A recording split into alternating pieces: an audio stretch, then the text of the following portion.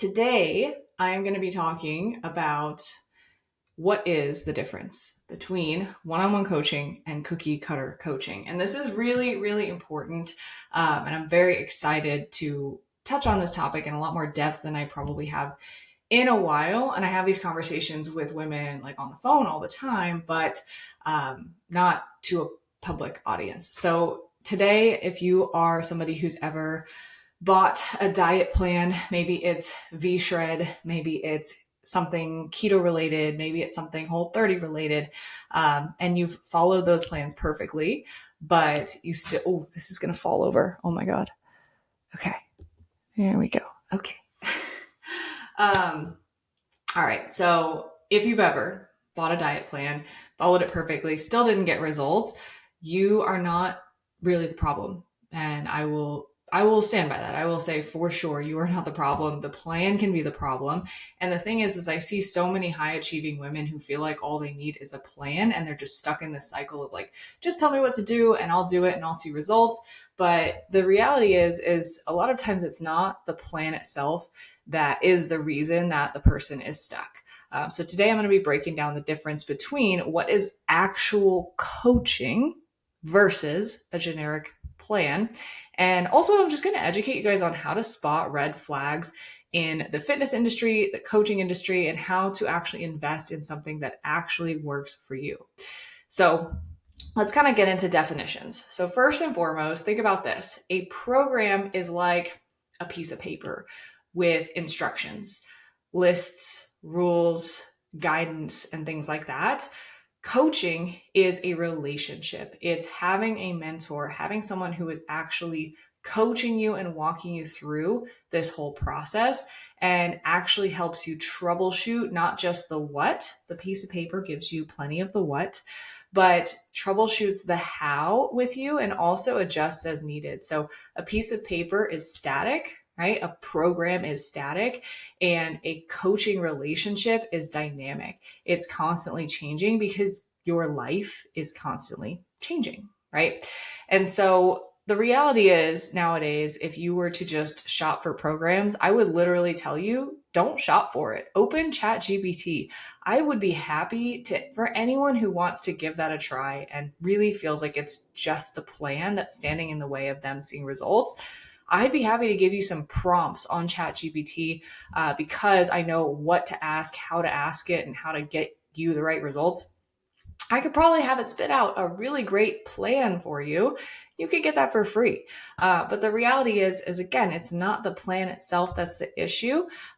It's the plan that's making you feel like you're undisciplined or that you can't do it, because a coach is going to help you to really figure out how to make this work into your life, help you work through failures, and help you realize that it's about the dynamics of what you're doing most of the time versus what you're doing some of the time and empowering you in that process.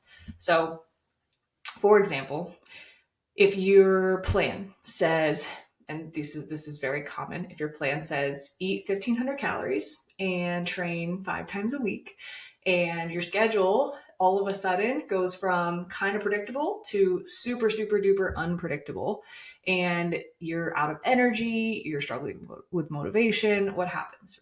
You typically fall off in some regard, blame yourself, feel like a failure, feel like you have to start over, feel like you have to make up for it, or just life gets busy and it gets like tossed to the side. What happens is that it's just a piece of paper, right? It's not holding you accountable. It's not coaching you through. It's not helping you actually extract lessons from that situation. So that's what a coach is for. A coach is preventing that from happening again, helping you learn from failures and really helping you pull out answers, pull out insights from yourself. So you really don't need another plan to be successful. You really just need that reflection back to yourself and a strategy that adjusts with you instead of just being one plan. So that is what coaching is versus a cookie cutter plan. Now, there's another layer. Not all coaching is actually coaching. And I don't know the best way to say this, but I've been in this industry for a long time. I started online coaching in 2016, and it was very rudimentary back then. It was very bare bones back then. So it's evolved a lot. And I, in the process, have met a lot of coaches, collaborated with a lot of coaches, hired and trained a lot of coaches. And ultimately, not all coaches are created equal either. And at this point, right, if you're following me, you might have even had a fitness coach before. And a lot of times, that past experience is what prevents women from taking another chance on themselves. So here's how to basically tell, like, do I have a cookie cutter coach, or do I have somebody who understands coaching? So first thing on my list here is guilt or shame based coaching. So if your coach either intentionally or unintentionally makes you feel bad or guilty, that's more so manipulation, not guidance, right? And so you should feel like, think of it this way. If you have any sort of check-in, a call, a text, a form, and you feel scared to approach that, or you feel avoidant to approach that because of what sort of response you kind of know you're going to get, or their behavior has showed that they are scolding in nature, then that is a sign that you are being coached in a guilt or shame based way. In addition, another big red flag is one size fits all. So if the program has a proprietary method, now not all proprietary methods are necessarily a bad thing, but if it really becomes every single person goes through this step on this week, right? So if it's a 12-week program and everybody does this on week 1, everybody does this on week 2, everybody does this on week 3, that is typically a really big red flag because it lacks individualization and it's very proprietary. Another big red flag is just kind of lack of empathy. So empathy and really being able to just understand where you're at is a big part of coaching. It's a relationship-based business. And so if you have a coach that dismisses your challenges or kind of just brushes off excuses, or says that you're making excuses and saying, you know what, you just need to make more time. If you made the time, then it would, if it's a priority to you, you would make the time. Or telling you like, you just got to make it work. Like, we all have the same 24 hours in a day. I hate that one because personally, I know I don't have kids. I have a very privileged, flexible life. I know that my 24 hours stretch a little differently than like a single mom with 3 kids, right? So instead of helping you problem solve, they're just telling you like, you don't want it bad enough. And then what does that do? It just makes you feel guilty and like a failure and like you can't do this instead of that you can. And then lastly, the biggest red flag is your coach does not ask you questions, and especially deeper ones, right? So if you're being asked questions that lead with, do you or are you constantly, are you following the plan? Do you think that's a good idea? Do you think that's a bad idea? Your coach probably, and a lot of coaches out there have great intentions. I promise they do. I've met so many amazing coaches, but the reality is that like a lot of them and a lot of us are not equipped with like mindset and behavior change based tools. And so leading questions that just lead to yes or no answers don't facilitate productive discussion. So deeper questions typically start with what or how, like what's making you say that? Can you tell me a little bit more about this? What's underneath that? Or like, where did that come from? And really facilitating dialogue around, what's going wrong, where are you struggling, and how can we actually overcome that? And a real coach helps you to come up with some answers through prompting, but does not give answers to you. Another red flag in coaching, and this is one that's like, it's very innocent, it's not malicious, but information dumping. So if you feel like you're just constantly getting like loads of information and you're like, I don't know what to do with all of this, this coach is probably a great teacher and educator, but is not coaching, right? And so the analogy I want you to think of here in a coaching relationship, how it should feel, is if the two of you and your coach are driving in the car, who's in the driver's seat? And the correct answer is you are in the driver's seat, because you know your life, your body, your preferences, your habits, your thoughts, your emotions. You know all those things best.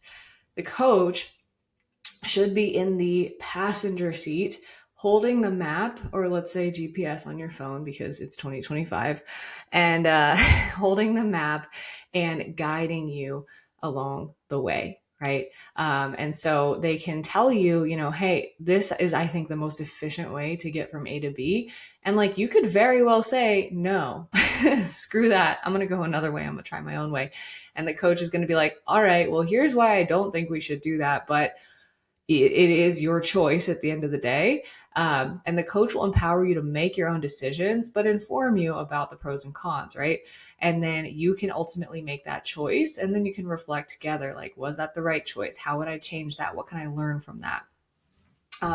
So some examples of this that even just happened this week is, for example, let's talk alcohol. A lot of clients, a lot of people feel like in order to be healthy, in order to lose weight, I have to cut out drinking. And while that could be a very easy way to reduce calories, alcohol is a very complex thing because it is a toxin and a drug that has very strong interactions with the brain and habit loops, and is a very hard habit to break. On top of that, it's social and cultural. And so sometimes we can't escape it based on the environment that we're in. So a cookie cutter coach or a program might tell you to just cut out alcohol altogether. If you can't do that, then you just don't want it bad enough and it's just not a priority. How unhelpful. Like, seriously. So basically, an example is I actually had a call with a client 2 days ago, and we were just exploring a little bit more about her relationship with alcohol. It had come up in a couple of check-ins, and I was really curious because, like, it's not my job to tell somebody what they should or shouldn't do with their alcohol choices. But I like to get back to, like, what's the big picture? Like, how do you want your relationship with alcohol to look in the bigger picture? And the reality is most people don't want to have a dependency or to have a habit with something like alcohol that's very strong. But getting in connection with those motivations, understanding the why behind it, where those habits came from in the first place, and what are the first steps to breaking them in a way that doesn't feel restrictive or leads you to all or nothing thinking. That's the stuff that we broke down and really helped her understand and came up with a game plan for just this week. Here's what we're going to try. And I love that kind of stuff. And that's true coaching because it is client led. All right. And I think the biggest thing that I want you to take away from that is you got to realize that nobody out there has all of the answers for you, but somebody out there could help you come to all of your own answers and find confidence in those by pulling them out of you. And that is coaching. Now, let's talk about price points because this is a little messy. In this industry, there are great coaches at all price points and bad coaches at all price points. Unfortunately, there is no governing body or law that really dictates any of this. So price doesn't always equal quality, but I will say generally you can get what you pay for the most part, right? Because if something is super cheap, that probably means that somebody's doing a crap ton of volume and they're probably not able to keep up with super in-depth quality. So basically I would just really look at interviewing your coach on like a free discovery call, strategy call. We call it all sorts of things, but basically it's just an intro call, right? I would be wary of like having your first interaction be behind a paywall. Like if they won't get on a call with you without you paying a deposit for a call, I understand some people are in very high demand, but I just don't get that. Like a really invested coach is going to want to get to know prospective clients before somebody invests with them, because there are people that at least we turn away because not everybody's a good fit. And then lastly, when it comes to programs versus coaching, the reality is that there's a bajillion different delivery models, apps, and ways to deliver coaching. And ultimately, it's not necessarily about one way versus another, because I've had people kind of say like, oh, I've done the app thing before. I've done the check-in thing before. I don't like it. But the reality is that whether it's a check-in form, it's a call, it's a text, it's a voice note, the reality is coaching can be facilitated through any platform, regardless of the means. I've done literally all of them. And it has a lot more to do with the investment between two parties in the relationship going both ways rather than the delivery model and how it works. Personally, we have a specific model, but like every now and again, someone might be more heavy with communicating with me over email versus text versus our check-ins versus we'll hop on a couple extra calls. Like it does vary, even though we have a single like delivery method. And that's because I've done all the methods and I know that it's just people communicate differently. And so the biggest thing is we need to be communicating from both sides. So it can't just be the coach talking at you and you giving them nothing, because then they have nothing to go off of, nothing to coach you on. So as a client, it's important that you're open to the delivery model and you're more focused on finding the right person and the right coaching methodology rather than looking for a particular delivery model, if you will. Because I've had people kind of feel hung up on, I need to have a call every week. I can't just do this text thing.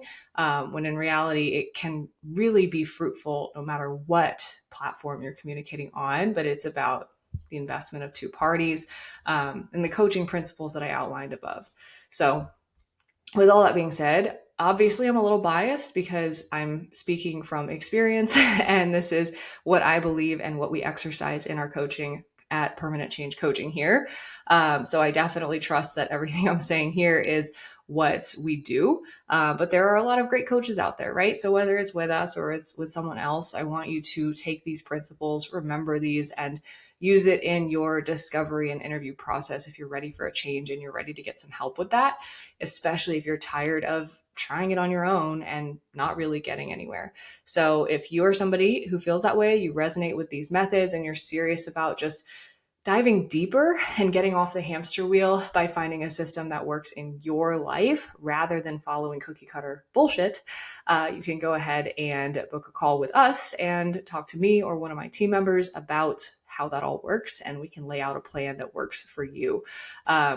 So yeah, hopefully that cleared some things up, gave you some good insights, and helped you just learn a little bit more about this industry and be a more conscious consumer. So I will leave the link in the description for the podcast that you can use to book a call. If you're watching on Instagram Live, you can just drop the word, let's say, coaching below, and I can get you set up for a free call. So thank you so much for listening, and I'll see you back here next time.